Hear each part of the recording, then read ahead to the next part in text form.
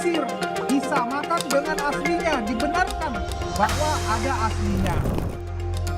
Relawan Jokowi bereaksi atas pengakuan Roy Suryo CS yang mengklaim jika salinan ijazah berlegalisir dari KPU adalah bukti jika ijazah Jokowi 99,9% palsu. Menurut Projo, justru dengan adanya legalisir membuktikan jika ijazah tersebut ada versi aslinya. Legalisir itu ada aslinya, kan begitu. Itulah namanya legalisir, disamakan dengan aslinya, dibenarkan bahwa ada aslinya. Ya, itulah namanya legalisir. Jadi sekali lagi justru itu memperkuat bahwa ijazah Pak Jokowi itu ada aslinya. Keyakinan Roy jika salinan ijazah Jokowi yang diperolehnya dari KPU adalah palsu dikarenakan kesamaan objek yang digunakan Bareskrim Polri. Menurutnya, jika hasil forensik ijazah yang di Bareskrim adalah palsu, maka ijazah dari KPU jugalah palsu. Kalau hanya salinan ijazah yang dilegalisir, kenapa Anda klaim ini bukti baru? Gini, karena selama ini dikesankan oleh Jokowi dan oleh semua lawyernya bahwa ijazah yang dipegang Jokowi itu beda dengan yang kami analisis. Ternyata setelah kami lakukan, kami dapatkan resmi dari Komisi Pemilihan Umum ya pada minggu yang lalu, barangnya adalah seperti ini yang ada, dan ini adalah similar, tapi ternyata tidak hanya similar, sudah juga kami cek ini identik dengan apa yang kami teliti sebelumnya. Kemudian dikeluarkan lagi oleh Bareskrim ketika gelar perkara yang pertama. Lihat ini sama, dan kemudian di sini jelas juga jasnya di atas cap ya. Ya udah, berarti ini adalah bukti selama ini, dan ini 99% adalah yang sudah kami teliti secara ilmiah bahwa itu palsu. Namun begitu, klaim bukti baru Roy Suryo CS tersebut belum tentu serta-merta membuat penyidik Bareskrim membuka kembali penyelidikan kasus ijazah Jokowi. Nah, sekarang ada bukti baru. Kalau itu bisa dijadikan pertimbangan, ya mungkin akan diterima, dan itu dijadikan bahan penelitian untuk meneliti keaslian daripada Pak Jokowi itu. Tapi kalau kemudian penyidik itu mempelajari, setelah dipelajari kembali, dan itu dinilai bahwa itu masih kurang menjadi alat bukti yang sah untuk membuktikan bukti bahwa ijazahnya Pak Jokowi itu pas asli apa tidak, ya pasti ya diterima, tapi kemudian tidak ada keputusan apa-apa dari Bareskrim.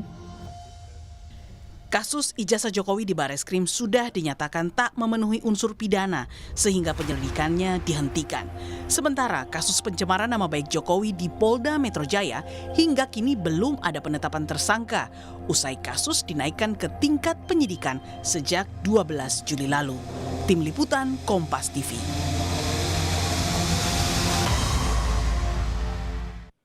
Lalu seberapa kuat salinan ijazah Jokowi dari KPU yang dijadikan amunisi Roy Suryo CS agar Bareskrim Polri membuka kembali penyelidikan kasus ijazah Jokowi? Kita bahas bersama ahli hukum tata negara Refli Harun dan juga ada Waketum Bera JP David Pajung. Selamat petang Bung Refli, Bang David. Selamat sore, selamat petang. Selamat petang. Ya, Bung Refli, ini Bang Roy Suryo menyebutkan ada bukti baru. Seberapa kuat sih sebenarnya sebuah salinan ijazah ini yang disebut berlegalisir bisa dijadikan novum untuk membuka kembali penyelidikan di Bareskrim? Ya, sebenarnya ini kan bukan novum. Jadi menurut saya kalau ini dari sisi hukum ya, kemarin itu sebenarnya banyak yang namanya bukti-bukti atau alat bukti. Kalau kita berpatokan pada pasal 184 KUHP ya, Kitab Undang-Undang Hukum Acara Pidana, maka kita bertanya, ada nggak keterangan ahli? Kan ada. Ada nggak keterangan saksi? Kasmujo itu kan keterangan saksi. Ada nggak surat? Ya, ijazah yang dipersoalkan itu kan surat. Ada nggak misalnya keterangan terdakwa ya nanti di pengadilan. Jadi sebenarnya terlalu banyak bukti-bukti yang mengarah kepada ijazah itu palsu. Nah, artinya untuk ditingkatkan sesungguhnya ya oleh Bareskrim. Apa yang diperoleh dari KPU itu menjadi sebuah pusat debat. Pusat debatnya adalah bahwa ternyata yang ini yang disampaikan oleh kubu Jokowi di dalam Pilpres 2019. Kalau yang itu barangnya, ya itulah yang sudah diteliti oleh Rismond, Roy Suryo, Dr. Tifa, yang kemudian kata Roy Suryo menghasilkan kesimpulan 99,99% palsu. Karena itulah menurut saya, ya harusnya penyidik ya tergerak kalau seandainya mereka bekerja secara independen. Oke. Kalau mereka bekerja karena berdasarkan pesanan atau masih ada relasi kekuasaan yang kuat, ya nggak akan pernah jalan kasus ini. Karena kasus ini kan mudah. Misalnya Pak Jokowi mengatakan, siapa bilang palsu nih yang ngasih saya? Nih, dia tunjukkan dan kemudian udahlah daripada Anda berdebat semua, Oke. lebih baik kita selesaikan, ujilah secara forensik. Nah kalau itu kan selesai. Oke. Tapi ini kan masalahnya, ijazah itu kok seperti kata orang, maaf kata ya, seperti Oke. alat pribadi orang yang tidak boleh dilihat begitu. Padahal kita biasa aja. Anda Gimana? kalau mau melihat ijazah saya ya bisa. Ya, Ngapain Bang susah-susah? David, gimana Bang David? Jika memang ada permintaan agar Barreskrim segera membuka kembali kasus ijazah Jokowi. Iya, saya kira begini, tadi kalau Bung Refli katakan bahwa silakan ditunjukkan, kan Pak Jokowi sudah membawa ijazahnya ke kepolisian kan, ke Barreskrim udah ditunjukin. Nah ini juga ke Polda Metro juga Pak Jokowi udah bawa ya. Nah kenapa Pak Jokowi nggak mau mengumbar ijazah? Karena itu hak pribadi setiap orang ya.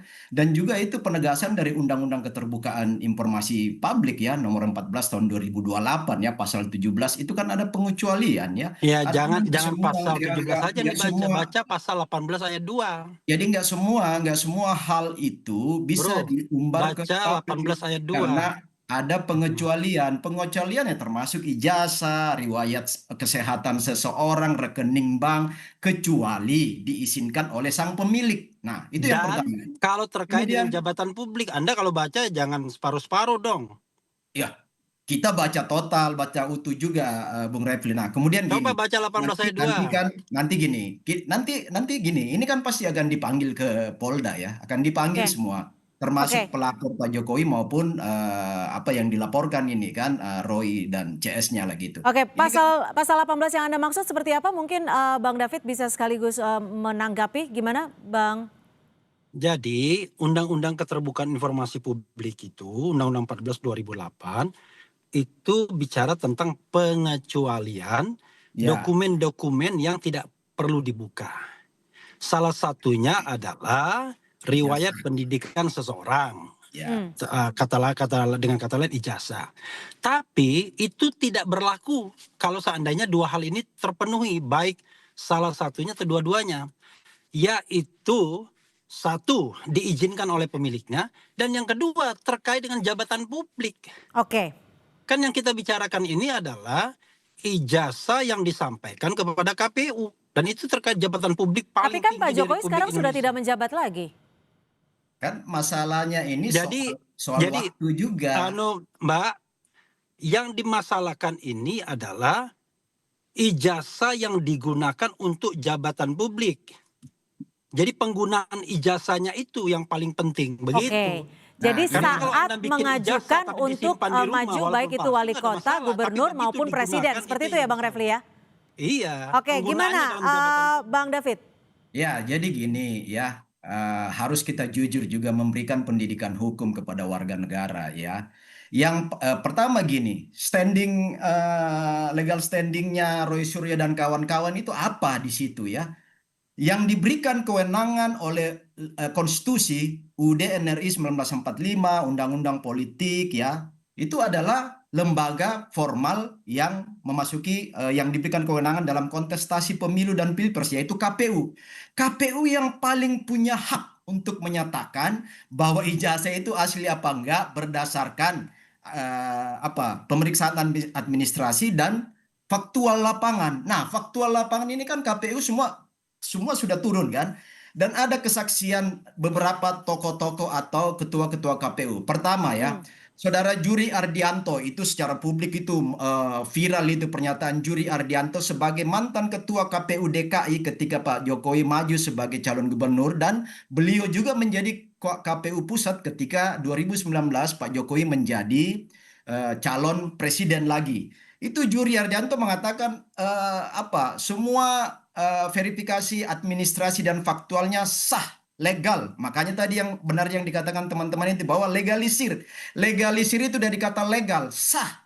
Hanya diberikan legalisir karena fotokopi yang dimasukin. Aslinya sudah diverifikasi faktual. Mulai dari Solo, 2 periode KPUD Solo, naik ke DKI, lalu kemudian di pusat, ya KPU pusat. Kemudian dari Kementerian Dikti juga memberikan legitimasi soal itu. Nah, pertanyaan saya sekarang, Ya, coba dengarkan selain penjelasan KPU, saya. selain Halo? KPU, siapa yang punya legalitas dan legitimasi untuk menyatakan sebuah ijazah itu asli atau palsu? Ya, Ya, coba penerbitnya UGM di dengarkan sini. penjelasan saya. UGM di sini yang paling punya. Halo? Singkat saja Bung Refli. Kok Silakan. singkat, dia panjang lebar kok saya. Oke, singkat. silakan kami berikan waktu. Iya, gini ya. Kalau Anda bicara soal legal standing, ya kan, apalagi dikaitkan dengan konstitusi, Anda harus paham bahwa negara kita adalah negara yang berkedaulatan rakyat. Kekuasaan berada di tangan rakyat dan dilaksanakan menurut Undang-Undang Dasar. Warga negara seluruh republik ini memiliki hak-hak konstitusional. Melalui Salah satunya perwakilan, the Bung. right to Melalui Ditahan dulu Bung David. Tahan dulu. Salah Silakan, Bung satunya the Refli. right to information. Hak untuk mengetahui sebuah informasi. Apalagi informasi ini terkait dengan soal-soal yang berguna atau paling tidak penting bagi yang namanya good governance, clean government negara ini. Itu satu. Nah, yang kedua, ya kan, orang biasanya ya itu lari kepada formalitas untuk menghindari substansi. Oke. Jadi Anda harus paham dalam hukum itu ada kebenaran yang substantif, ada yang kebenaran formalistik. Jadi Anda yang katakan itu formal semua. Wah, ini KPU-nya sudah gini, sudah itu dan lain sebagainya. Tapi ijazahnya sendiri nggak pernah ditunjukkan. Bagaimana kita kemudian bisa memberikan sebuah kebenaran substantif. Kebenaran substantif itu sudah disampaikan Roy Suryo yang mengatakan kalau itu ijazahnya itu palsu. Nah, sekarang pertanyaannya adalah ada nggak bantahannya? Instead of Anda bilang itu sudah diuji dan lain sebagainya. Kan bantahannya kan harus pada objek yang sama. Begitu dong Ya, cara metode bantahannya sudah ilmiah clear. berpikirnya. Bantahannya sudah clear, Bung. Gitu. Baik. Kalau Anda Rektor cuma UGM, bicara formalitas, kita udah ya, tahu Rektor Pak Jokowi itu UGM sekarang sudah menghindari menyatakan itu. pengujian ijazah. Legalitas Udah paham kita. Anda Baik, nggak kami berani tangkap menjadi juga KPU. disimpulkan apa yang dilakukan atau Iya. diinginkan Bang Roy Makanya Suryo CS. perdebatan kita ini nggak substantif karena Oke, ijazahnya atas- nggak pernah mau dikeluarkan. Baik. Loh, Kalau ijazah ijazahnya sudah clear dikeluarkan, kok. diuji sama-sama. Loh, yang akan Selesai. menguji itu bukan Roy yang mantan narapidana itu, nggak mungkin Pak Jokowi mau Nah, kan kasih. Anda langsung Kan, ya, melakukan sebuah integritas diskredit yang kemudian seseorang menghindar. ya, integritas Anda seseorang itu juga menghindari Baik. menentukan substansi kepercayaan publik. dengan kemudian menyebut Roy Suryo Ya, narapidana memang dan clear lain ini. Baik, kami Bung. sudah tangkap apa yang dimaksud oleh Bung Yang Refli dan kebohongan itu. juga Dia kan Bung mantan David narapidana. Yang atas bohong itu perspektifnya sore Anda. hari ini. Anda Kita tuh nantikan apakah Barreskrim akan kembali membuka kasus ijazah Joko Widodo. Terima kasih Bang David Pajung dan juga Bang Refli Harun sudah berbagi perspektif. Nanti kita akan lanjutkan lagi di dialog selanjutnya. Terima kasih, selamat sore.